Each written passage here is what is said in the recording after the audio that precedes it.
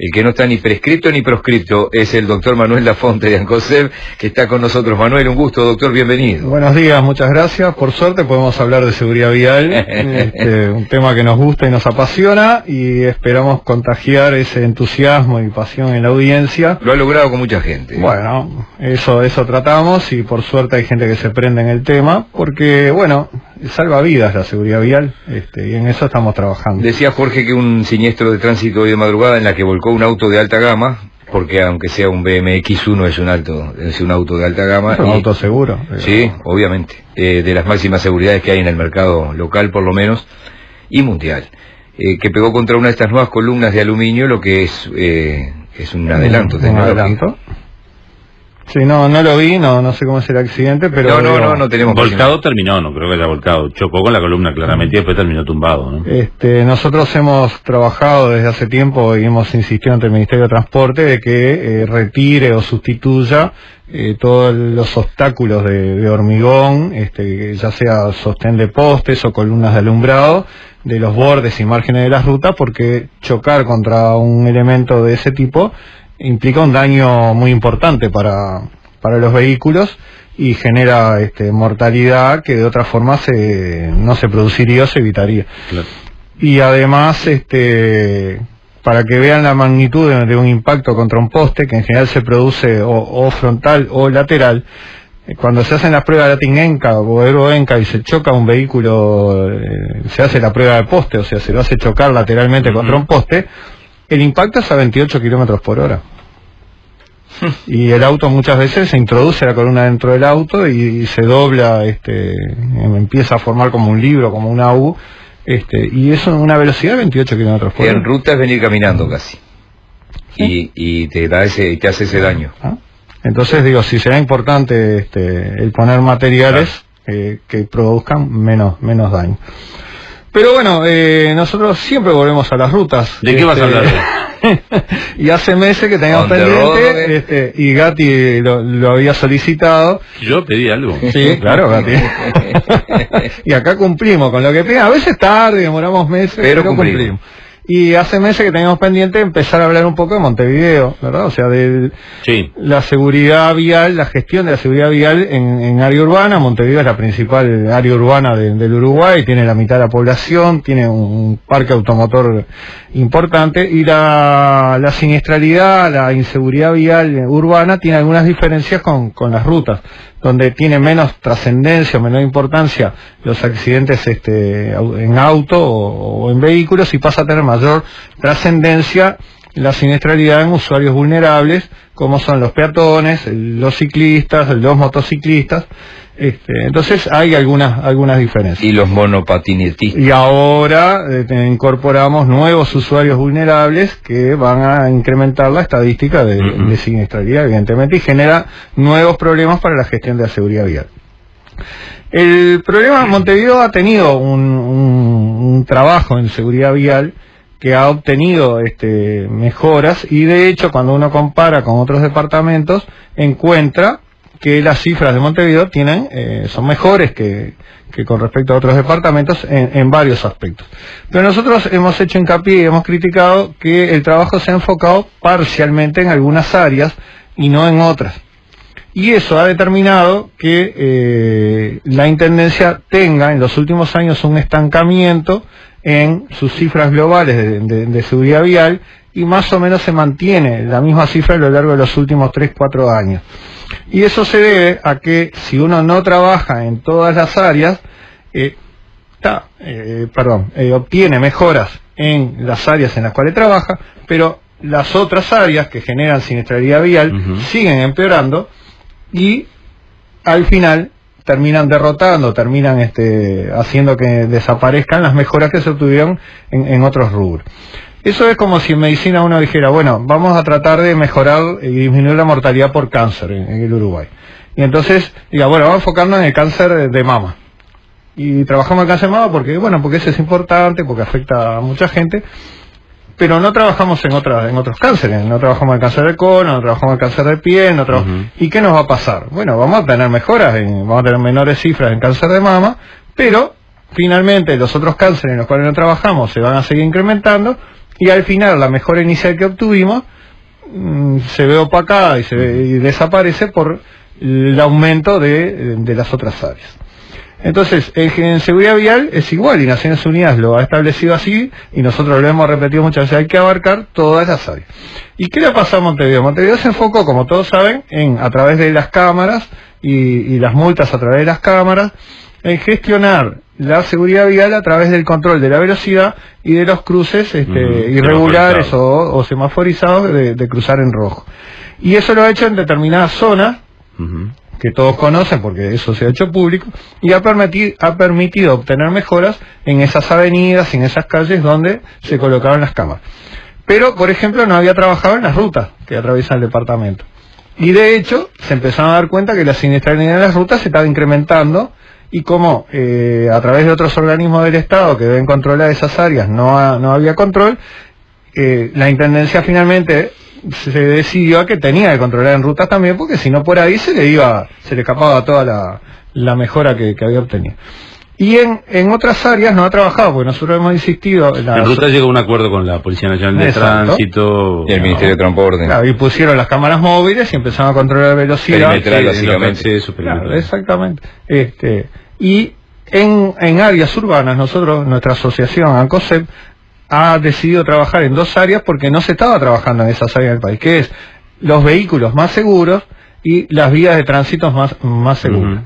Y Montevideo, lamentablemente, no ha trabajado, se ha perdido oportunidades, o ha dejado pasar oportunidades de trabajar en esas áreas.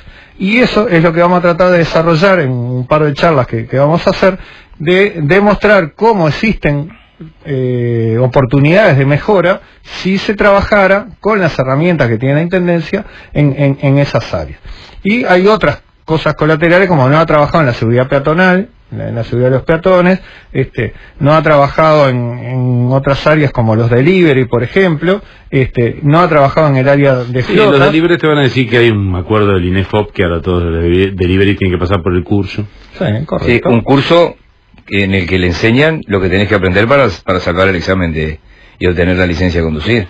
No, es para gente que ya tiene libreta de conducir. Por eso te digo, eso es lo que estoy diciendo. Es decir, ¿qué le enseñan que no está en el curso para dar la libreta de conducir? Concientización también. No suban a la vereda, no anden a contramano. No lo sé, no tengo la información. Estuve cubriendo para Conciencia Vial, estuvimos en el primer curso, estuvimos escuchando un rato la charla, y era concientización, pero no estuvimos en todo el curso porque el curso abarcaba más rato del que nos podíamos quedar, viste que esto, uno hace los trabajos a media para tener más trabajo. Conozco el tema. Pero podemos consultar al INEFOP y seguramente nos van a dar los lineamientos. Que en algún momento lo hicimos, no me acuerdo ahora, que era normalmente, estaban apuntando más a la concientización.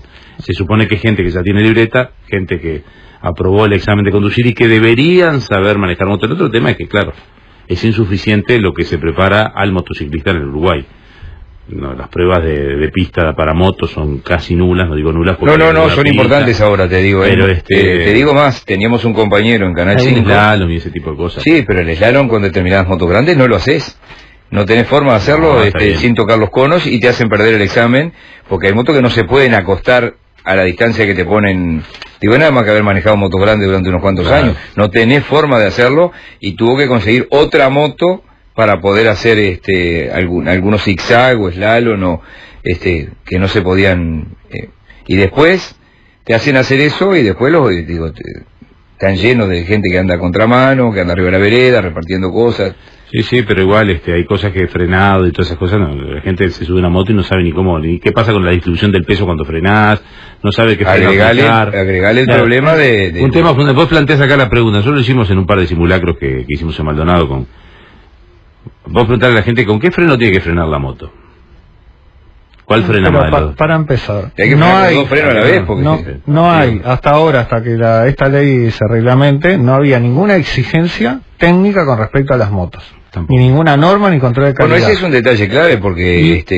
¿Qué motos hay en la calle? ¿Qué es lo que estamos importando? ¿Qué es lo que se está permitiendo importar? El 95%, o sea, 95 de cada 100 motos no frenaba. Motos nuevas que se vendían en el mercado, o sea, tienen tan mala calidad de frenos y demás que el freno no funciona como tal, o sea, no cumple con sí, acá se retiran cantidad de motos porque basta ver los los lugares donde depositan las motos, ahí frente a la torre de comunicaciones de Antel hay un baldío. Claro. Pero que está lleno de motos, y hay autos, incluso está lleno de motos. No se empezó a hacer por un tema de seguridad vial y de mejoras en la seguridad vial, se empezó a hacer desde el Ministerio del Interior por un tema de inseguridad también delictiva. Pública. ¿Por qué? Porque cuando la Intendencia salió a hacer alguna prueba piloto, se encontró con que la mitad o más de las motos circulaba en forma absolutamente irregular. Irregular significaba sin libreta de conducir el conductor, más o menos. sin libreta de conducir, un tercio. Te van a hacer una pregunta, dice Enrique, ahí hay un oyente que mandó un mensaje para no largarlo después que usted se va. Por favor, Enrique. Todavía no. Bueno, todavía no. Todavía seguimos no. charlando. Eran motos muchas armadas de a pedazos irregularmente, no tenían la libreta correspondiente, no tenían luces o no tenían frenos. Nosotros teníamos un juego a comienzo de la década del 80 cuando había una invasión de motos japonesas que éramos unos adelantados por lo que veo. Medíamos en la ruta si poníamos un palo al costado de la ruta y había que frenar a 50, 100 o a más. Cualquier locura, hace uno con 20 años, obvio. Y ahí sabíamos si nos llevaba 20 y a veces 60, 70, 80 metros frenar. Claro, pero además, pero sabíamos que estamos hablando de motos con doble freno de disco atrás y adelante. Y como decía Jorge, si subís una moto y no sabés que tenés que frenar con los dos frenos a la vez, porque si...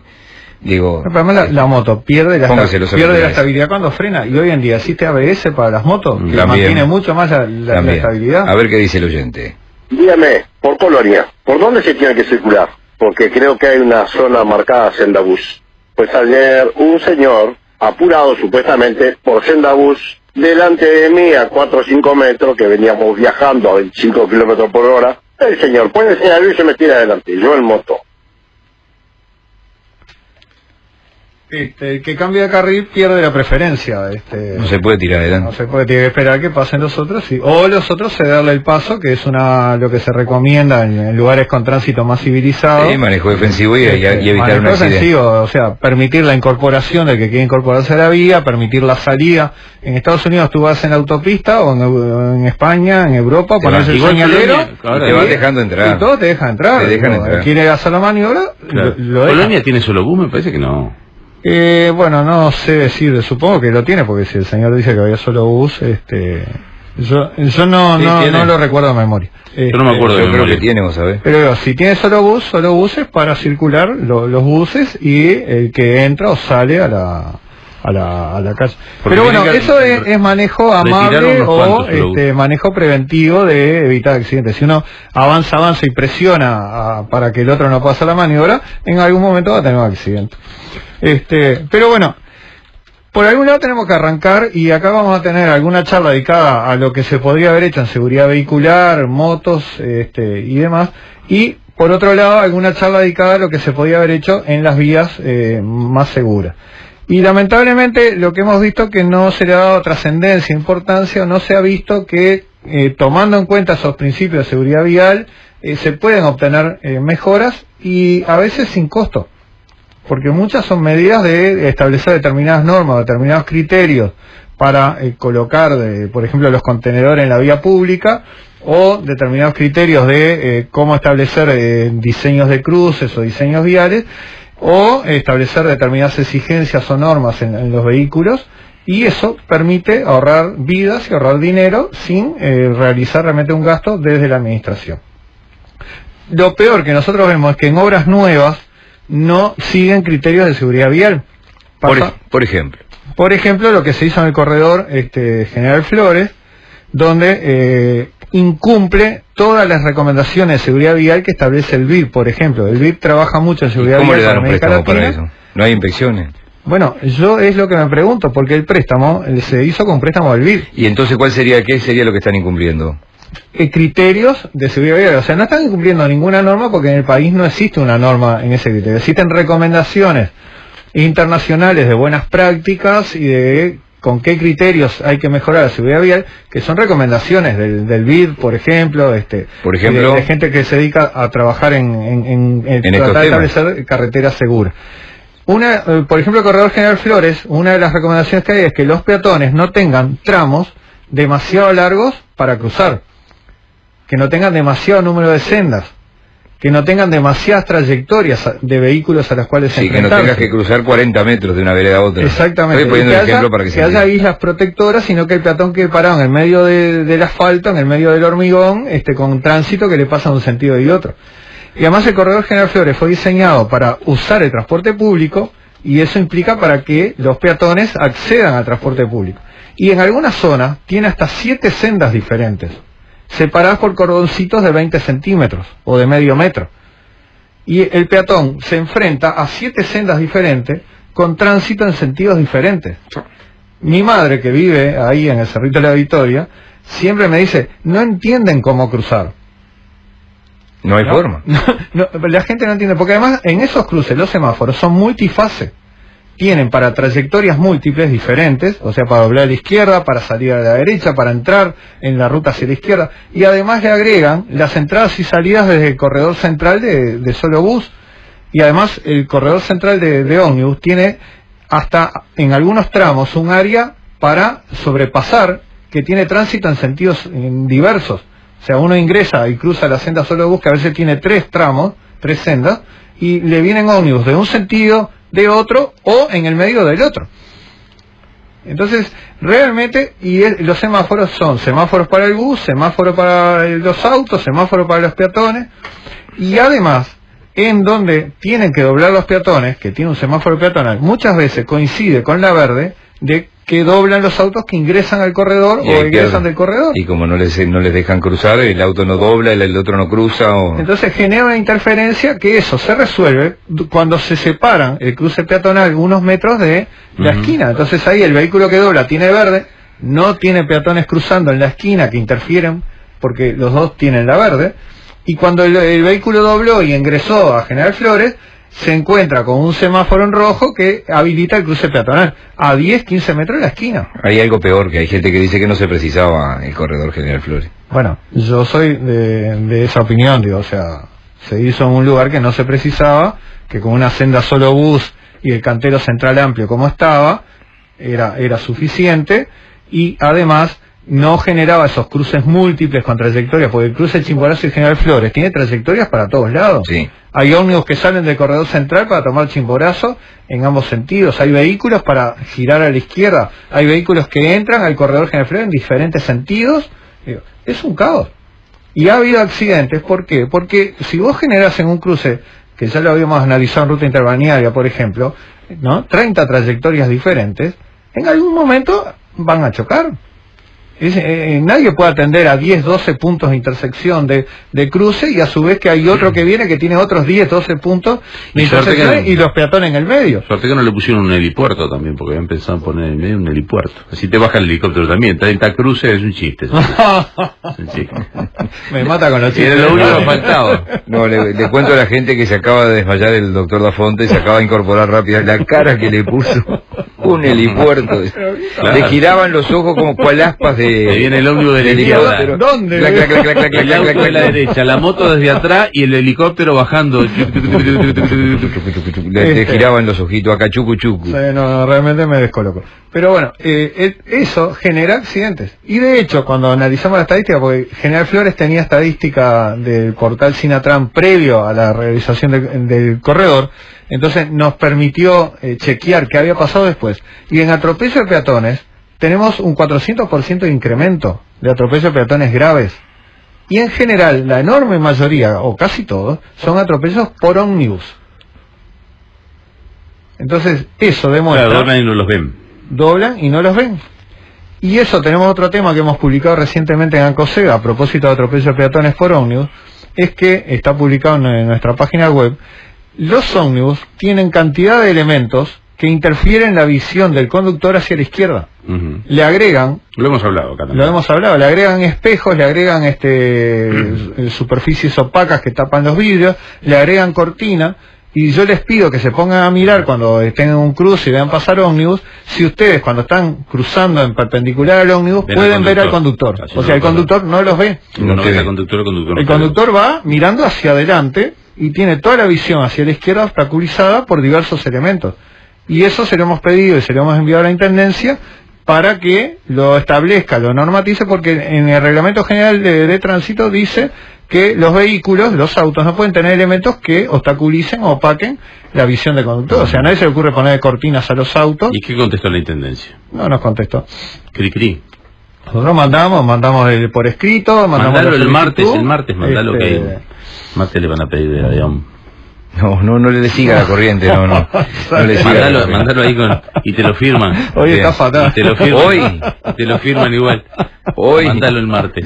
Bien que aguantó 15 minutos sin decirle algo. Me porté bien porque me dijo Andrés que no lo interrumpa hoy. Yo soy obediente, Andrés es nuestro productor, y le quiero dar un poco más de autoestima a Andrés. Entonces me dijo, no lo interrumpa, para que después diga, no sé, que no lo interrumpa. Parece que la audiencia se ha quejado, yo no sé. Sí, se queja por ahí, de que interrumpo. Sí. Le corto el tránsito. Lo que va a tener que hacer el productor es mandarle a Jorge los mismos mensajes que le manda al doctor Dafonte. Puede ser. Tenemos que ir cerrando, Manuel. Cerramos. Porque ese papel sí me toca a mí. Seguimos con el tema Montevideo en 2 o 3 charlas más. Hay varios ítems más para tocar. Bien, ancoseb.org y el Facebook de Ancoseb también. Bien, con S y con B corta, pues estamos hablando de seguridad vial. El doctor Manuel Dafonte vuelve el viernes. Gracias, Manuel. Gracias a ustedes. Poder Ciudadano Radio. Periodismo responsable y riguroso.